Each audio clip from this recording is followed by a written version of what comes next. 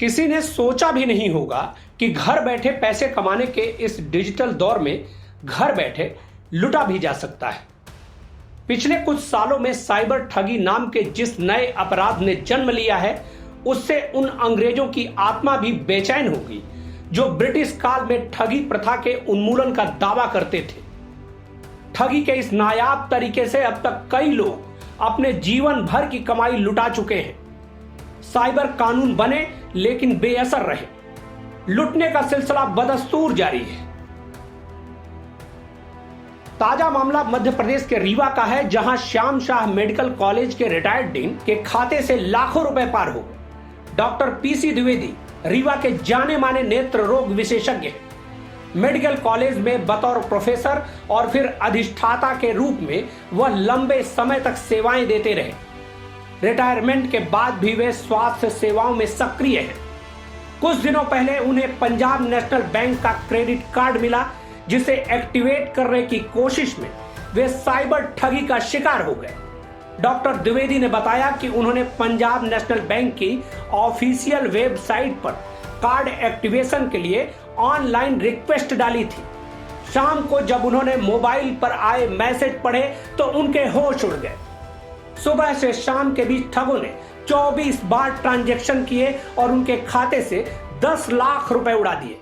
परसों 11 बजे करीब हमारे पास एक क्रेडिट कार्ड आया था पंजाब नेशनल बैंक का, तो उसको रीएक्टिवेट करने के लिए पंजाब नेशनल बैंक की ऑफिशियल वेबसाइट में मैंने लैपटॉप से लगाया, तो उनके 2 नंबर नहीं लग रहे थे। जो तीसरा नंबर पंजाब नेशनल बैंक में डिस्प्ले हो रहा था उसमें मैंने कॉल किया, तो उन्होंने कहा कि आप एक ये फॉर्म हम भेज रहे हैं व्हाट्सएप पे, इसे आप भर दीजिए और आपका 2 घंटे के अंदर पिन रीजनरेट हो जाएगा।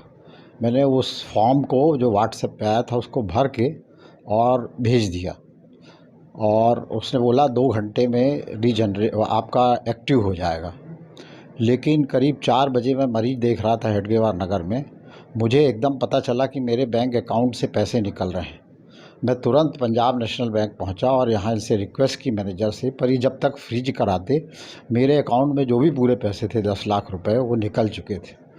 तुरंत मैं साइबर जो यहाँ पुलिस है वहाँ मैं गया, वहाँ मैंने कंसल्ट किया। उन्होंने पूरा उसको रिकॉर्ड किया, मेरी एप्लीकेशन ली और बोले हम इसको कोशिश करते हैं कि ट्रेस कर लेंगे।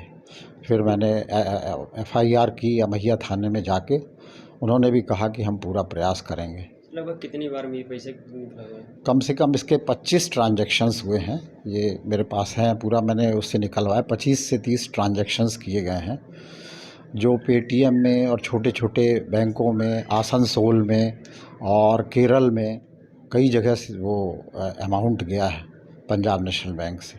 डॉक्टर द्विवेदी ने तुरंत मामले की शिकायत थाने में दर्ज कराई, जिसे साइबर सेल को सौंपा गया है।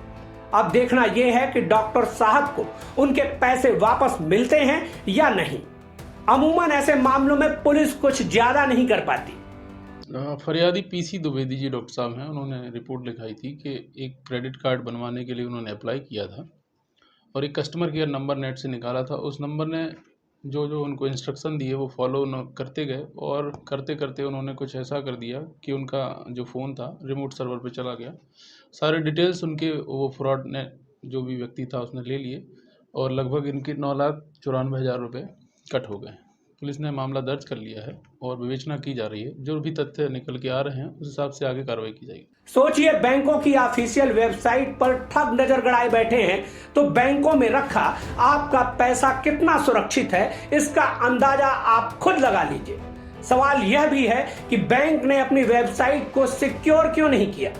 यदि ग्राहक वेबसाइट पर लिखे फोन नंबरों से मदद मांगता है तो मदद के बदले वह पूंजी लुटा देता है। यह गंभीर मसला है।